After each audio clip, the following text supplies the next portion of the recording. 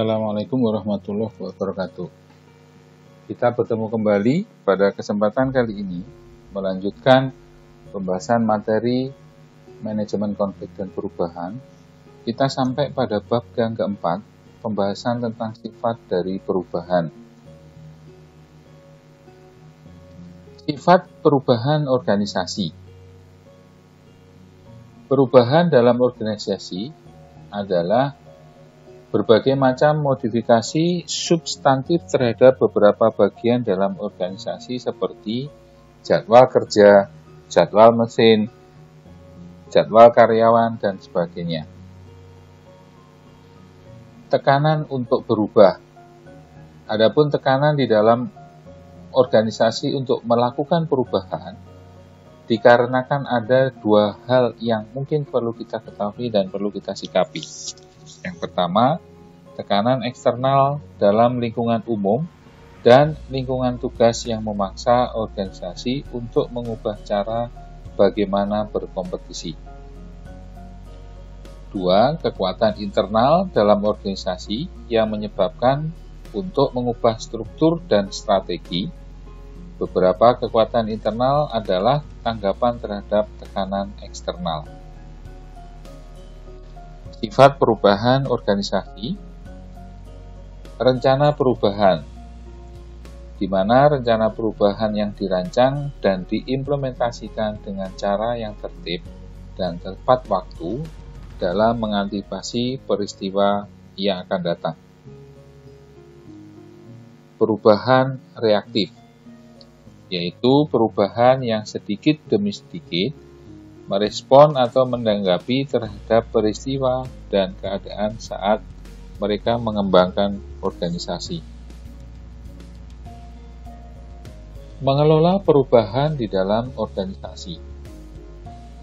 Langkah-langkah dalam proses perubahan ini adalah pertama, melakukan pencairan atau mencairkan, yaitu di mana setiap individu harus menunjukkan mengapa perubahan di dalam organisasi itu diperlukan. Kedua, menerapkan perubahan sendiri, yaitu sebuah perubahan itu dilakukan atau diimplementasikan. Kemudian, membekukan kembali. Proses ini melibatkan perkuatan atau dukungan perubahan, sehingga perubahan menjadi bagian yang permanen dari sistem. Pengembangan organisasi.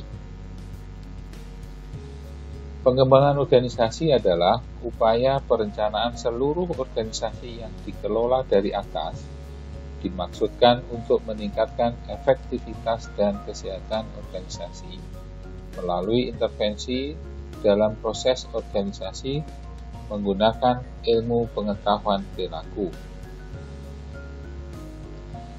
Asumsi pengembangan organisasi, yaitu adanya keinginan karyawan untuk tumbuh dan berkembang. Karyawan memiliki kebutuhan yang kuat untuk diterima oleh orang lain dalam organisasi. Individu akan mempengaruhi organisasi, dan organisasi akan mempengaruhi sikap, persepsi, perilaku, dan harapan dari individu. Teknik pengembangan organisasi. Diagnostik kegiatan. Team building atau membangun tim, melakukan survei umpan balik, pendamai pihak ketiga, kegiatan teknostruktural, proses konsultasi, pelatihan dan konseling, serta perencanaan dan menetapkan tujuan pengembangan organisasi. Inovasi organisasi. Setelah kita membahas sebelumnya akan kebutuhan sebuah perubahan di dalam organisasi, langkah berikutnya adalah melakukan perubahan atau inovasi organisasi. Inovasi sendiri, pemahamannya adalah upaya yang dikelola untuk mengembangkan produk baru atau jasa, atau penggunaan baru untuk produk yang sudah ada atau layanan yang sudah ada. Proses inovasi, langkahnya adalah pertama melakukan pengembangan. Organisasi mengevaluasi, memodifikasi, dan meningkatkan pada ide kreatif. Berikutnya, melakukan aplikasi. Organisasi menggunakan ide yang dikembangkan dalam desain, manufaktur, atau pengiriman dari produk baru, jasa, atau proses. Kemudian, melakukan peluncuran. Organisasi memperkenalkan produk baru atau jasa ke pasar. Kemudian, pertumbuhan, tentunya akan ada permintaan untuk produk baru atau jasa tersebut di dalam pertumbuhan pelayanannya. Kemudian, berikutnya maturity atau kematangan. Kebanyakan organisasi yang bersaing memiliki akses ke ide. Kemudian, decline atau penurunan. Permintaan untuk inovasi akan menurun dan inovasi pengganti perlu dikembangkan dan diterapkan. Inilah rangkaian dari sebuah proses inovasi terhadap organisasi yang bergerak di dalam pengembangan produk atau jasa, diawali dari pengembangan, kemudian dilakukan aplikasi, kemudian dilakukan peluncuran atau sosialisasi. Akibat dari peluncuran itu akan ada pertumbuhan, kemudian akan mengalami sebuah titik di mana sebuah proses pelayanan jasa dan barang tadi menjadi matang, dan pada titik terakhir yang perlu diwaspadai adalah terjadinya penurunan, sehingga pada kondisi ini sebelum dilakukan decline atau penurunan, maka organisasi harus mengalami atau melakukan perubahan dan inovasi baru. Selanjutnya, bentuk inovasi. Yang pertama adalah inovasi radikal, di mana sebuah produk baru, jasa, atau teknologi yang dikembangkan oleh sebuah organisasi yang benar-benar menggantikan produk yang ada, layanan, atau teknologi dalam industri. Inovasi radikal secara fundamental mengubah sifat persaingan dalam suatu industri. 2. Incremental inovasi atau inovasi bertahap. Sebuah produk baru, layanan, atau teknologi yang memodifikasi yang sudah ada. Inovasi ini dilakukan secara bertahap, tidak signifikan mempengaruhi persaingan dalam suatu industri. Kemudian bentuk inovasi organisasi yang lain adalah inovasi teknis versus inovasi manajerial. Inovasi teknis adalah perubahan dalam penampilan fisik atau kinerja suatu produk atau jasa, atau proses fisik melalui suatu produk atau jasa yang diproduksi. Inovasi manajerial adalah sebuah perubahan dalam proses manajemen, di mana produk dan jasa dipahami, dibangun, dan dikirimkan ke pelanggan.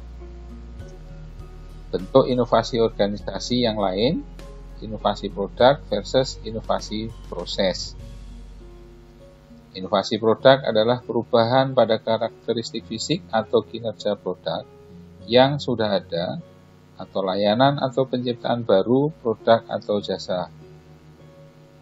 Sedangkan inovasi proses, sebuah perubahan dalam cara produk atau jasa yang diproduksi, dibuat, atau didistribusikan.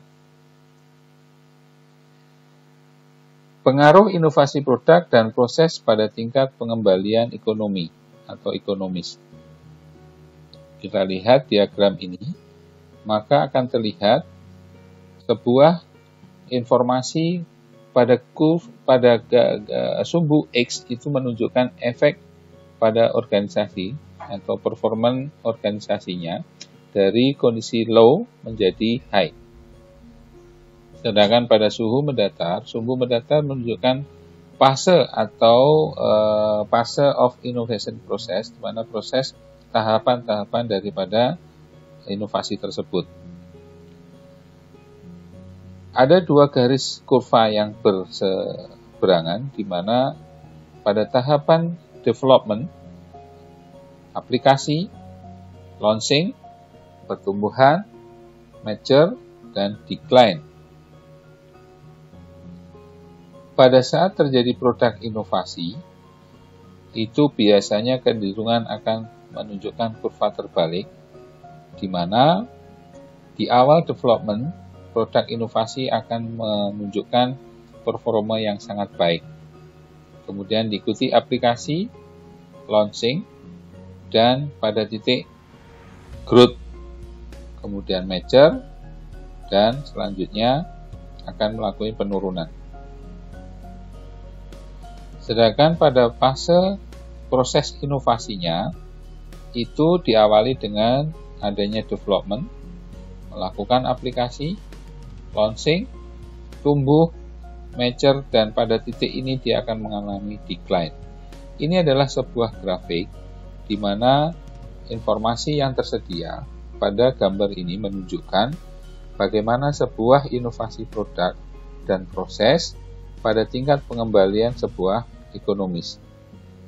Jadi dia antara proses dan inovasi produk akan bertemu pada titik yang dinamakan titik growth atau titik pertumbuhan. Sehingga pada titik ini pada akhirnya apakah produk akan terus naik atau decline akan tergantung daripada inovasi tersebut. Kemudian inovasi, ada beberapa alasan mengapa sebuah inovasi terjadi kegagalan, yaitu karena kurangnya sumber daya yang ada. Kemudian bisa jadi juga karena kegagalan untuk mengenali peluang yang ada. Yang ketiga, alasan gagal berinovasi adalah adanya resistensi terhadap perubahan, adanya status quo. Pihak-pihak yang ada dalam organisasi tidak mau berubah, berada pada zona yang nyaman. Inilah yang menyebabkan beberapa inovasi biasanya gagal dilakukan. Mempromosikan atau mendorong inovasi dalam organisasi, menggunakan sistem penghargaan atau rewards, memiliki budaya organisasi yang mendukung, di mana lingkungan organisasi punya kesamaan visi bahwa perubahan adalah sesuatu yang dinamis, bukan sesuatu yang statis. Artinya dari waktu ke waktu organisasi dan struktur yang ada di dalamnya harus menyadari bahwa perubahan itu niscaya akan terus terjadi. Intrapreneurship dalam organisasi yang lebih besar, penemu, produksi juara, dan sponsor. Demikian pembahasan kita pada materi sifat dari perubahan di kesempatan ini. Kita akan bertemu kembali di kesempatan yang lain untuk membahas materi-materi berikutnya. Terima kasih. Assalamualaikum warahmatullahi wabarakatuh.